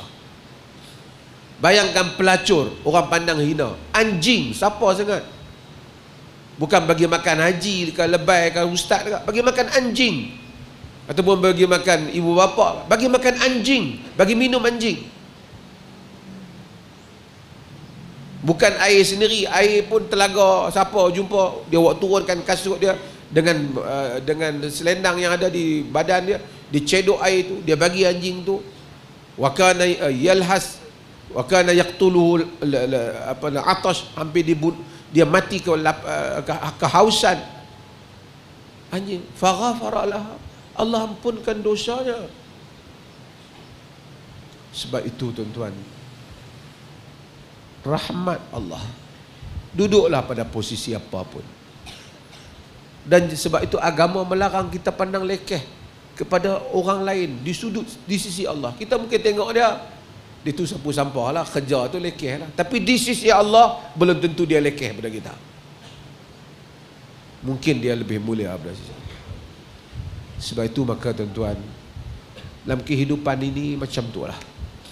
Semua orang ditakdirkan saya duduk di atas, tuan-tuan duduk di bawah, mendengar saya bercakap. Belum tentu pahala saya bercakap lebih banyak daripada pahala tuan-tuan yang mendengar. Mungkin saya datang sebab dah dia panggil datang lah. Ataupun kena nak makan nasi pergi sebelah air, sama saja. Mudah-mudahan Allah ampun kita semua dan rahmat kita semua. Kehidupan, tuan-tuan. Wa mal hayatud dunya illa la'ibun wa lahu. Tidaklah kehidupan dunia ini melainkan permainan dan sia-sia saja. Wassallallahu ala nabiyina Muhammad walhamdulillahi. Dengan untayan kata nasihat daripada sahibus samahah Datuk Dr. Profesor Muhammad Asri Zainul Abidin, maka berakhirlah forum sempena Hari Polis ke-216 dan ambang Ramadan peringkat IPD Daerah Kangang. Saya selaku moderator mengucapkan terima kasih dan mohon maaflah sekiranya ada sepanjang saya mengendalikan forum ini terkurang tersilap. Mohon maaf dan janganlah tuan-tuan buka kertas siasatan pula kepada saya. Terima kasih yang terutama kepada tuan yang dihormati OCPD daerah dan seluruh pasukan polis. Aqulu ma sami'tum astaghfirullahal azim li wa lakum.